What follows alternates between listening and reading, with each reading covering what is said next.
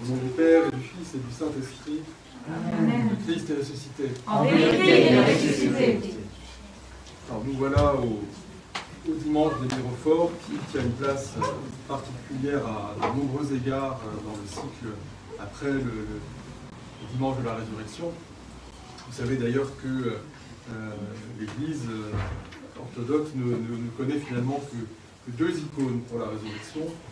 Une que l'on a vue donc tout récemment, qui est celle que l'on appelle la descente aux enfers, hein, où le Christ est tombeau brisé et qui relève Adam de la mort et de l'Hadès, et l'autre qui est celle-ci, qui est celle des Mirophores, où on voit les saintes femmes qui viennent au tombeau vide, il y a l'ange, et on y rajoute, bien que dans le récit il n'y soit pas, on y rajoute le Christ, et on voit les bandelettes, les aromates, etc. Donc c'est l'icône vraiment adéquate pour l'évangile de ce jour, et c'est les deux seules manières que l'Église nous offre de vénérer via l'icône la Sainte Résurrection.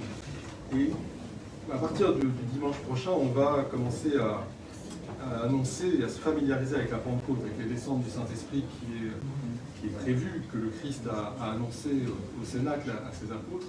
Et aujourd'hui, il y a une sorte de jonction qui se fait entre ces deux temps liturgiques, et on revient finalement au point de départ, doublement au point de départ.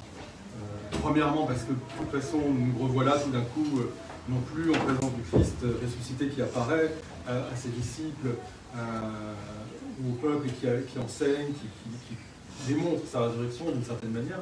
Non, on revient au tombeau, on revient voilà, au jour de la résurrection, au tombeau qui sera vide, mais nous voilà revenus un petit peu au départ.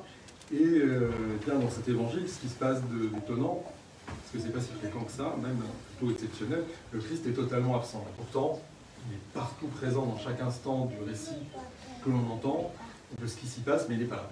Il n'est pas là parce que c'est justement son absence, c'est justement cette espèce de creux,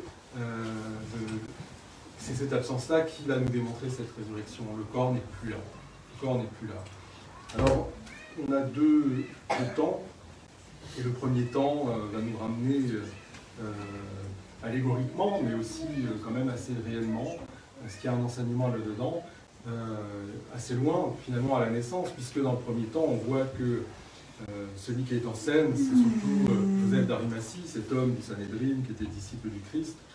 L'évangéliste rajoute aussi Nicodème, hein, qui est un autre personnage éminent, un disciple en secret du Christ, qui va courageusement récupérer le corps de Jésus pour l'ensevelir. Et Marie de Magdala est là, mais elle est témoin. Et elle regarde où est le tombeau, puisque c'est un tombeau neuf, creusé dans le roc, et un linceul immaculé qui vont servir pour l'ensevelissement du Christ. Et c'est très intéressant, parce que si l'on se figure ce qui se passe, on a le Christ qui se retrouve entouré de ses bandelettes funéraires, placé dans une grotte, exactement à l'image de sa naissance, hein, de son incarnation, où on a le Christ sous forme d'enfant, enveloppé dans ses linges, et dans une grotte également. Donc il y a un enseignement qui nous est fixé là, et quand le tombeau va apparaître sans le corps du Christ, nous savons, la pierre sera roulée après la résurrection, que les scellés n'ont pas été brisés, comme nous le chantons, c'est-à-dire que de la même manière que sa naissance fut miraculeuse, eh bien, il a transcendé la matière et il est ressuscité par lui-même et a traversé le tombeau sans avoir besoin de l'ouvrir ni qu'on lui ouvre. Donc, première étape, nous voyons plutôt Joseph d'Arimathie qui procède ainsi. Et la deuxième étape, et celle sur laquelle on va s'attarder un petit peu plus, c'est celle des saintes femmes Mirophores. Mirophores, c'est un mot grec pas très compliqué qui veut dire qu'en fait elles portent les aromates, et précisément les aromates pour la sépulture, donc qui servent un peu à enrouler, donc à empêcher la dégradation du corps, et puis à avoir une odeur agréable qui permettent aussi la dégradation à lui, on ne s'en rend pas compte. Puis en même temps, c'est une manière d'honorer le défunt parce que bien mis en valeur et entouré de bonne odeur, tous ceux qui veulent venir prier auprès de lui, bien le pouvaient de cette manière-là. Donc c'est cette opération-là que ces saintes femmes décident d'accomplir. Mais ce qui est quand même assez extraordinaire, c'est de se replacer dans le contexte. Une petite idée de ce que c'est qu'un couvre-feu, mais là, c'était doublement. D'abord, il y a le sabbat, donc on ne peut rien faire si on est un juif pieux, et c'est leur cas pendant le sabbat. Donc, mise au tombeau. Marie de Magdala repère où est le Christ, mais voilà, impossible d'y aller, il faut respecter le sabbat. Donc elle attend. Et en même temps, c'est un petit peu la débandade. Les disciples, les apôtres sont cachés, terrifiés. La persécution bat son plein, le Christ a été crucifié. Tout ce qui est chrétien se cache de peur d'être arrêté, jeté en prison ou pire. Donc on est dans une situation absolument effrayante. Et donc ces femmes-là, eh bien, elles vont braver tous les interdits. Hein, elles vont pas avoir d'attestation pour y aller. Elles vont braver ces couvre-feux et aux premières lueurs de l'aube, la seule pensée qu'elles ont quand même, et ça c'est assez extraordinaire comme modèle qui nous est donné, elle est pour le Christ. Et à la rigueur, elle n'est même pas pour le Christ vivant dans leur esprit, parce que personne à ce moment-là n'envisage la possibilité de la résurrection. C'est impossible pour l'esprit humain, même s'il l'a annoncé, mais il est mort. Leur maître aimé est mort. Eh bien, leur première pensée de la journée, à peine l'aurore étant levée, est d'aller par amour le voir son corps et l'honorer, et prier pour lui, et faire le nécessaire. Et ça, c'est extraordinaire. C'est vraiment un exemple qui nous est donné de comment la vie spirituelle d'un chrétien, de nous-mêmes, doit être. C'est ça. La première pensée de notre existence chaque jour, aux aurores, elle doit être inconditionnellement et par amour pour le Christ.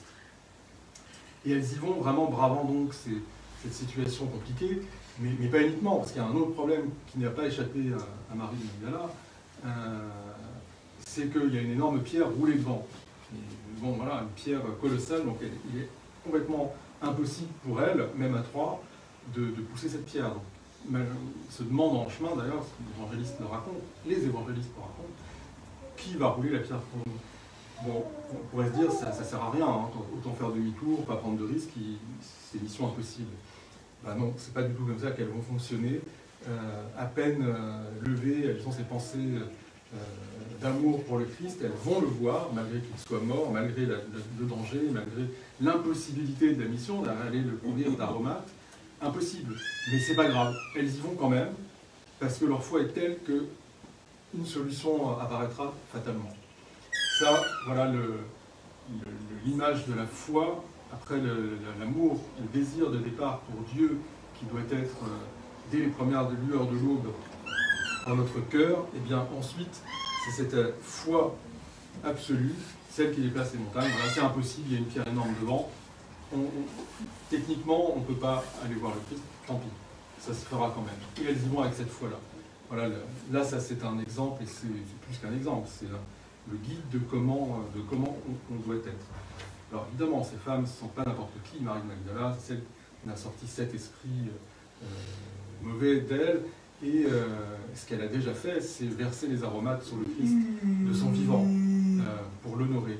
Et en faisant ça, donc, le Christ a établi qu'elle l'avait fait pour sa sépulture, l'a donné en exemple de vénération, mais en même temps, elle l'a fait une fois pour toutes, parce que jamais plus le Christ ne reçoit les aromates.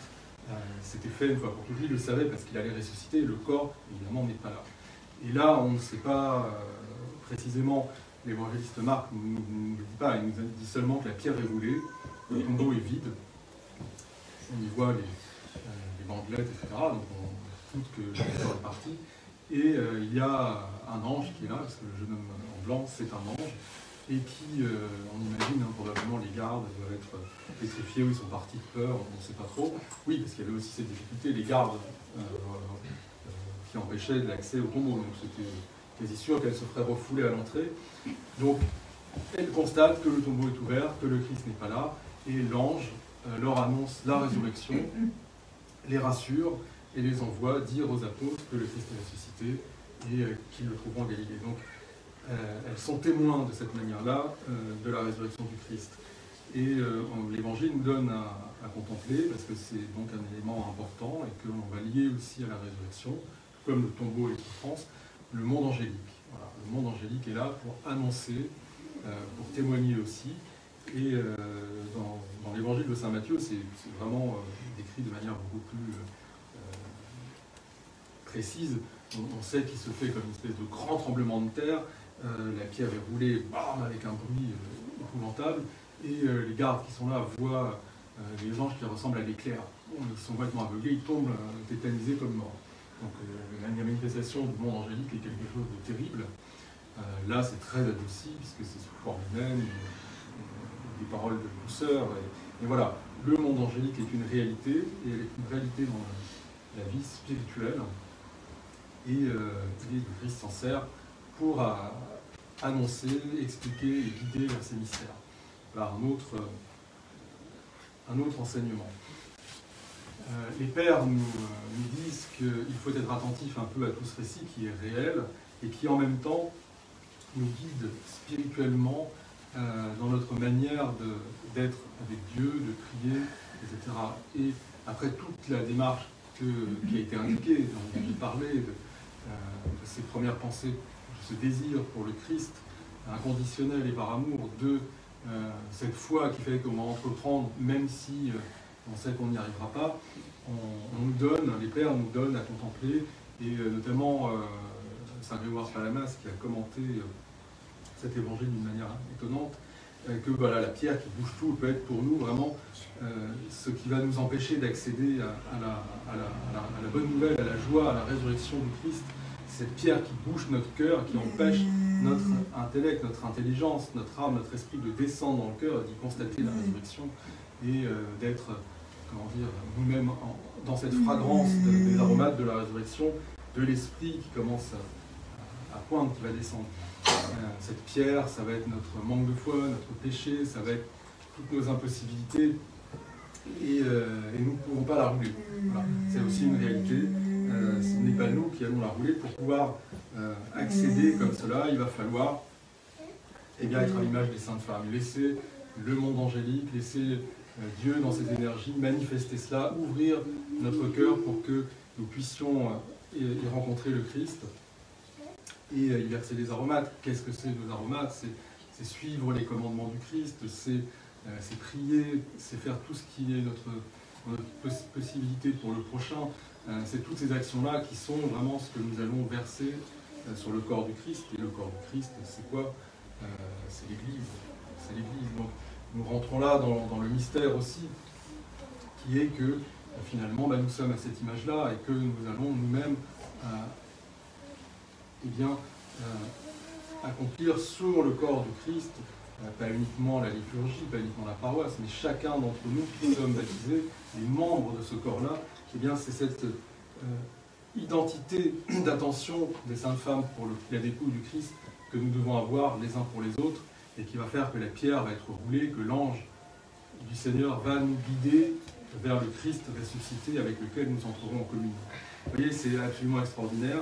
Ce qui nous est donné là est un outil spirituel pour aller plus loin. Mais de même, du coup, les saints-pères nous disent qu'elles sont égales aux apôtres, ces saintes femmes.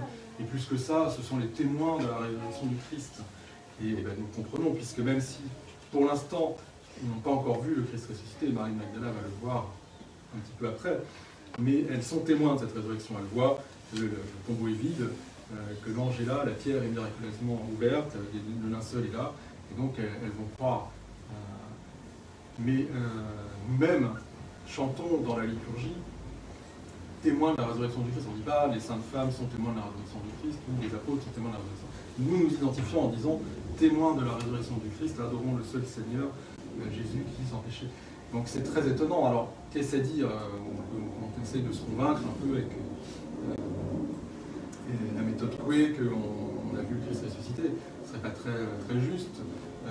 Eh bien non, là encore, il y a évidemment un sens spirituel. Le premier que j'ai indiqué, il est que, bien sûr, tout ce qui va être autour de l'Église, notre fraternité, la communion qui est la nôtre, la communion des saints, mais aussi la liturgie, les offices, etc. Tout cela manifeste le Christ vivant à travers les saints mystères, à travers l'énergie divine incréée avec laquelle nous communions.